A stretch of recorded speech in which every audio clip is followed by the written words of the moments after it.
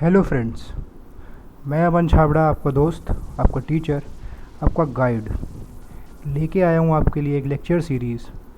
और वो lecture series जिस टॉपिक पे है उसका नाम है कंप्यूटर ऑर्गेनाइजेशन एंड आर्किटेक्चर। ये सब्जेक्ट हम सब जानते हैं कि हम इंजीनियरिंग में generally second semester third semesters में पढ़ते हैं। बीइंग एन इंजीनियरिंग स्टूडेंट, मैं ये जानता हूँ, अच्छे समझता भी हूँ कि ये सब्जेक्ट कितना ज़्यादा ट्रिकी हो सकता है जब समझ में ना आए।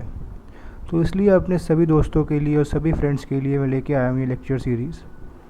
आज हम डिस्कस करेंगे इस लेक्चर सीरीज़ का लेक्चर 1, जो कि एक इंट्रोडक्टरी पार्ट होगा, एक बेसिक्स क्लियर करेगा आप सबका और आपको बताएगा कि हम आगे इस लेक्चर सीरीज़ में किन किन टॉपिक्स को कवर करेंगे और किन किन चीज़ों को डिटेल में पढ़ेंगे।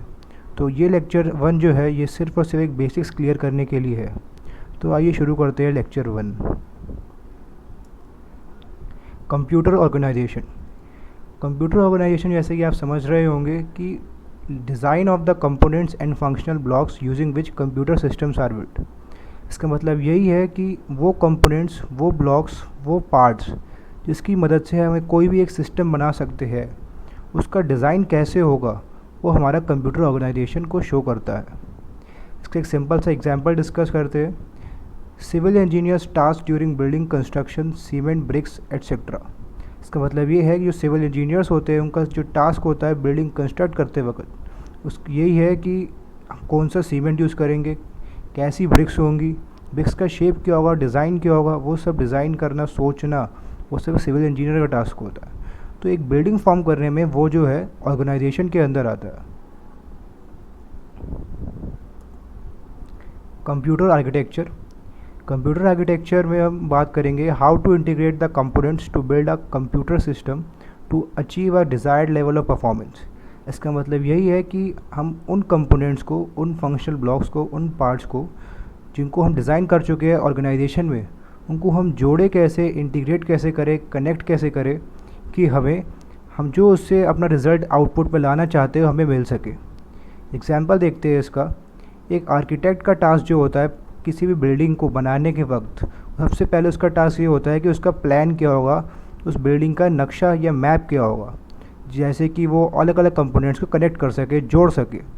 तो वही हमारे एक सिस्टम में बात करें, कंप्यूटर सिस्टम में, तो वो हमारा कंप्यूटर आर्किटेक्चर को शो करता है। अब हम जो भी चीज़ हम जानते हैं, पढ़ते हैं या पढ़ना चाहते हैं, कोई भी चीज़ समझते हैं, हम हर एक चीज़ का एक हिस्टोरिकल पर्सपेक्टिव होता है। कंप्यूटर सिस्टम या ऑर्गेनाइजेशन एंड आर्किटेक्चर का भी है। तो आइए डिस्कस करते हैं। इनिशियल एफर्ट्स की बात करें तो mechanical devices like pulleys and levers and gears were used earlier. ये काफ़ी साल पुरानी बात है। During the world war 2 mechanical relays were used to carry out computations.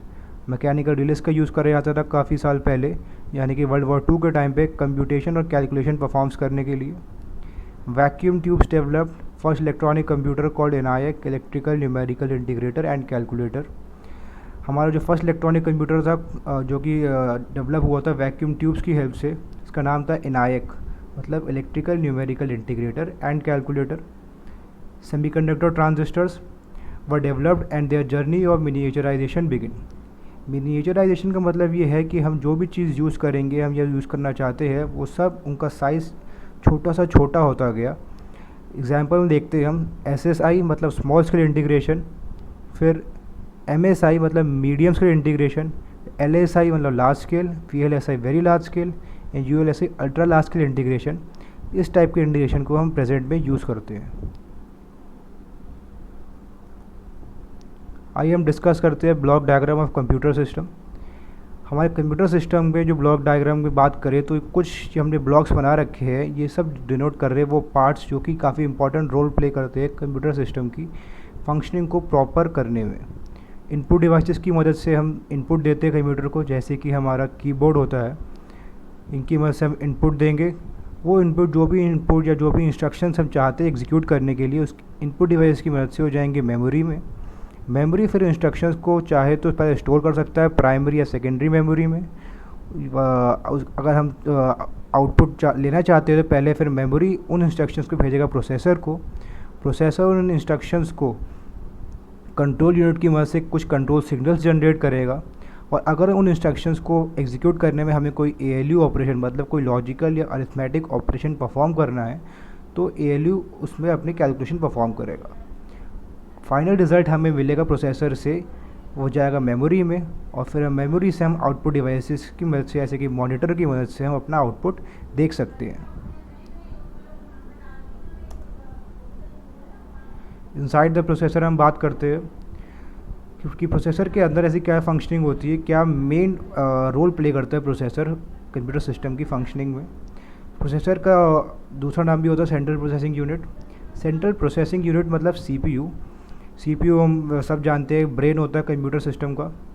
CPU also consist of control unit and arithmetic and logical unit. All calculations happen inside the ALU, मतलब जितनी भी calculation हम कोई भी इंस्ट्रक्शन को execute कराना चाहते हैं उसमें कोई अगर कैलकुलेशन परफॉर्म करनी है, इसकी अरिथमेटिक कैलकुलेशन हो या लॉजिक कैलकुलेशन हो, तो सब हमारा ALU परफॉर्म करता है। उसके बाद में द कंट्रोल यूनिट जो होगा वो जनरेट करता है ऐसे कंट्रोल सिग्नल्स जो कि काफ़ी इंपॉर्टेंट होते हैं और नेसेसरी होते हैं किसी भी ऑपरेशन को परफॉर्म करने के लिए। तो हम पहले इंस्ट्रक्शन को एग्जीक्यूट करते हैं, उससे पहले वो इंस्ट्रक्शन फेच करा जाता है। वो फेच करा जाता है प्रोसेसर की मदद से। The processor फेचेस an instruction from memory for execution. जैसे कि हमने पिछली स्लाइड में डिस्कस करा था कि इनपुट डिवाइस की मदद से हम मेमोरी को देते हैं इंस्ट्रक्शन और मेमोरी से फिर प्रोसेसर इंस्ट्रक्शन फेच करता है और वो फिर कंट्रोल यूनिट और अरिथमेटिक और लॉजिकल यूनिट की फंक्शनिंग आ जाती है। उसके बाद फिर हम आउटपुट डिवाइस की मदद से आउटपुट ले सकते हैं। अब हम बात करते हैं रोल ऑफ ALU। तो ALU कंटेन करता है, it contains several registers, some general purpose registers and some special purpose registers for temporary storage of data. इसका मतलब ये है कि ALU में कुछ सेवरल रजिस्टर्स कंटेन होते, कंसिस्ट करता है ALU। जनरल पर्पस रजिस्टर और स्पेशल पर्पस रजिस्टर। रजिस्टर्स का मेन पर्पस होता है डेटा को स्टोर करना temporarily. It contains circuitry to carry out logical operations like and और नॉट, शिफ्ट, कंपेयर एट्सेट्रा। इसका मतलब ये है कि हम जो भी लॉजिकल ऑपरेशन परफॉर्म करते हैं कंप्यूटर सिस्टम में, हर एक लॉजिकल ऑपरेशन की एक सर्किटरी डिज़ाइन होती है पहले से ALU के अंदर, तभी वो उसी सर्किटरी के अकॉर्डिंग फंक्शन करके हमारा ऑपरेशन को परफॉर्म करने में हेल्प करता है। It contains circuitry to carry out arithmetic operations like addition, subtraction, multiplication and division. अगर मान लीजिए हमें कोई दो रजिस्टर्स के डेटा को जैसे R1 और R2 को ऐड करना है, तो हर एक एडिशन के इंस्ट्रक्शन को एग्जीक्यूट कराने के लिए एक सर्किटरी पहले से बनी हुई है ALU के अंदर। सिंपल वे में कहे तो R1 और R2 को ऐड करने के लिए एक सर्किट डिज़ाइन पहले से ALU में है जो कि हेल्प करता है हमारा ये ऑपरेशंस को परफॉर्म करने में। During instruction execution the data are brought in and stored in some registers. The desired operation is carried out and the result is stored back in some register और memory। इसका मतलब ये है कि instruction execution के time पे सबसे पहले डेटा को हम मेमोरी से लेते हैं, स्टोर करते हैं कि कुछ रजिस्टर्स में अपना डिज़ायर्ड ऑपरेशन जो भी हम चाहते हैं परफॉर्म करने के लिए वो हम परफॉर्म करते हैं।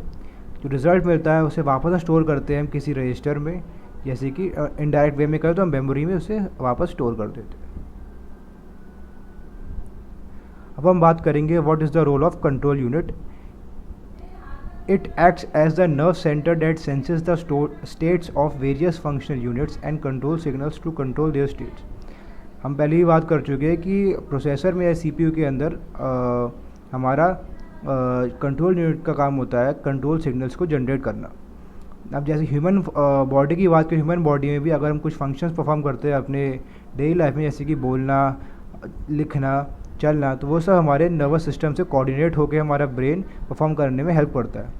ऐसे ही हमारा CPU के अंदर जो ब्रेन है कंप्यूटर सिस्टम का, उसमें जो नर्व सेंटर जो होगा वो कंट्रोल यूनिट जो होता है वो ऐसे कंट्रोल सिग्नल जनरेट करता है जिससे कि हम अलग अलग ऑपरेशन को परफॉर्म कर सकें वेरियस फंक्शनल यूनिट्स की हेल्प से।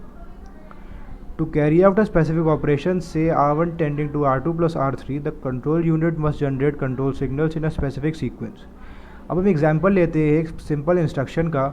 मान लीजिए हम जो इंस्ट्रक्शन आप देख सकते हैं R1 tending to R2 plus R3। इसका मतलब ये है कि R2 और R3 में जो डेटा स्टोर है उनको हम ऐड करके स्टोर कर दें R1 के अंदर, तो इनके कुछ कंट्रोल सिग्नल जनरेट होंगे। वो कंट्रोल सिग्नल जो भी जनरेट होंगे वो एक पर्टिकुलर सीक्वेंस में होंगे। तो वो सीक्वेंस ये है कि पहले हम enable the outputs of registers R2 and R3। इसका मतलब ये है कि R2 और R3 में जो भी डेटा स्टोर है उसको हम पहले इनेबल कर ले, मतलब जो जिन दो वैल्यू को हमें ऐड करना है पहले हम देख ले कि उसमें डेटा है या नहीं है। अगर है तो उनके आउटपुट को इनेबल करें, नहीं है तो पहले डेटा को एक्सेस करें। उसके बाद सेकंड स्टेप है कि सिलेक्ट द एडिशन ऑपरेशन। हम एडिशन ऑपरेशन को सिलेक्ट करें ऐड करने के लिए। फिर बाद में जब नंबर्स दोनों ऐड हो जाए, जो भी डेटा जो उसमें था वो ऐड हो जाए, उसके बाद उनका आउटपुट को स्टोर करें वापस में इनटू द रजिस्टर R1। तो ये सिंपल एक इंस्ट्रक्शन था। आगे हम इन सब इंस्ट्रक्शन को थोड़ी डिटेल में पढ़ेंगे कि कैसे हमारी फंक्शनिंग होती है ALU कंट्रोल यूनिट में। अलग अलग रजिस्टर्स की यूज़ से हम एक इंस्ट्रक्शन को एग्जीक्यूट करा पाएंगे। आगे हम लेक्चर्स में पढ़ेंगे आने वाले। When an instruction is fetched from memory, the operation called opcode is decoded by the control unit and the control signals are issued। तो मतलब ये है कि हम कोई भी इंस्ट्रक्शन जब पहले फैच करते हैं एग्जीक्यूट कराने के लिए मेमोरी से, तो हमारा जो ऑपरेशन हमें परफॉर्म करना है उसको हम कहते हैं generally op code is decoded by the control unit and control signals are issue. मान लीजिए इंस्ट्रक्शन यहाँ पे दे रखा है ऐड A एंड B, तो ऐड A और B में हमारे कंट्रोल सिग्नल जो इशू होंगे वो हेल्प करेंगे हमारे A और B को ऐड करने में। यहाँ पे हमारा ऐड मतलब जो ऑपरेशन हमें एग्जीक्यूट कराना है जिस टाइप का, वो हमारा है ऑप कोड उसे कहते हैं। और A और B आप पढ़ भी चुके होंगे पहले ही अपने फर्स्ट सेमेस्टर्स में कि कोई भी ऐसे दो नंबर जिन पे हम कोई भी ऑपरेशन परफॉर्म करते हैं उनको हम ऑपरेंड कहते हैं। तो यहाँ पे A और B ऑपरेंड्स कहलाएंगे। Memory unit, two main types of memory subsystems are there. दो टाइप की हमारी मेमोरी सबसिस्टम के अंदर हमारी दो टाइप की मेमोरी है। एक है प्राइमरी मेन मेमोरी, दूसरी है secondary memory. Primary main memory which stores the active instructions and data for the program being executed on the processor. इसका मतलब ये है कि जो भी हमारे एक्टिव इंस्ट्रक्शंस होते हैं या डेटा, मतलब जो भी इंपॉर्टेंट डेटा को हम काफ़ी फ्रीक्वेंटली यूज़ करते हैं, काफ़ी इंपॉर्टेंट डेटा है हमारा, उनको हम जनरली स्टोर कराते हैं हम प्राइमरी मेन मेमोरी के अंदर। प्राइमरी मेन मेमोरी काफ़ी ज़्यादा इंपॉर्टेंट मेमोरी होती है और ये हम सब जानते हैं कि ये ऐसी कि हम बात करें अपने सिस्टम में रैम की, तो रैम हमारे एक मेन मेमोरी के अंदर आता है। सेकेंडरी मेमोरी की बात करते हैं which is use as a backup and stores all active and inactive programs and typically as files. तो मतलब ये है कि सेकेंडरी मेमोरी के अंदर हम जो भी हमारे नॉन इम्पॉर्टेंट या फिर जनरली यूज ना होने वाली फाइल जो होती है या काफ़ी लार्ज साइज़ की फाइल जो होती है उन्हें हम स्टोर करते हैं सेकेंडरी मेमोरी में। और it also consist of inactive programs and typically as files. The processor has direct access to the primary memory. Processor only has direct access to primary memory. इसका मतलब ये है कि प्रोसेसर जो भी डेटा चाहता है वो सिर्फ और सिर्फ प्राइमरी मेमोरी से ही रिट्रीव करा सकता है। अगर हम कोई डेटा सेकेंडरी मेमोरी से रिट्रीव कराना चाहते हैं तो हम डायरेक्टली रिट्रीव नहीं करा सकते प्रोसेसर की हेल्प से। हमें करना क्या होगा, पहले हम सेकेंडरी मेमोरी के डेटा को हम पहले ट्रांसफ़र करेंगे प्राइमरी मेमोरी में, उसके बाद फिर कंट्रोल सिग्नल्स की मदद से हम प्राइमरी मेमोरी से डायरेक्ट एक्सेस कर सकते हैं प्रोसेसर की मदद से। हम कहते हैं सेकंड स्टेप है कि second point, in reality the memory system is implemented as a hierarchy of several levels, L1 cache, L2 cache, L3 cache, primary memory से एंड सेकेंडरी मेमोरी। रियलिटी में ये हम काफ़ी कुछ लेक्चर्स के बाद पढ़ेंगे मेमोरी यूनिट के बाद, तो आपको और डिटेल में अच्छे से समझ में आएगा कि हमारा मेमोरी सिस्टम जो है हमारे जो भी सिस्टम यूज़ करते हैं उनमें इम्प्लीमेंटेड होता है एक step by step, level by level, एक हायरार्की में। वो हायरार्की ऐसे कंसिस्ट करती है L1 कैश में L2 cache, L3 cache, primary memory और सेकेंडरी मेमोरी। L1 कैश जो होता है क्लोजेस्ट होता है प्रोसेसर के, सबसे ज़्यादा फास्टेस्ट होता है। सेकेंडरी मेमोरी जो होता है सबसे दूर होता है और स्लोएस्ट होता है और काफ़ी लार्ज इन साइज़ होता है सेकेंडरी मेमोरी का। और L1 कैश का साइज़ स्मॉलेस्ट होता है। Objective is to provide faster memory access at affordable price. इसका मतलब ये है कि हम मेमोरी जो भी L1 कैश और L2 कैश इन सब की यूज़ करते हैं, मतलब कैश मेमोरी का यूज़ करते हैं, इसका मेन पर्पज़ ये होता है कि हम फास्टर मेमोरी एक्सेस को प्रोवाइड कर सकें यूज़र को एक अफोर्डेबल प्राइस पे। तो इसी के साथ हम आ गए हैं अपने लेक्चर 1 के एंड में। हमने डिस्कस करा कि हम जो भी बेसिक्स हमें आगे पढ़ने वाले जैसे कि ALU, control unit, memory unit, इन सब की प्रॉपर फंक्शनिंग प्रोसेसर की, तो मैं ये समझता हूँ आपको ये लेक्चर अच्छे समझ में आया होगा। तो for more videos don't forget to subscribe our channel and also press the bell icon so as to get the notification of all the upcoming videos.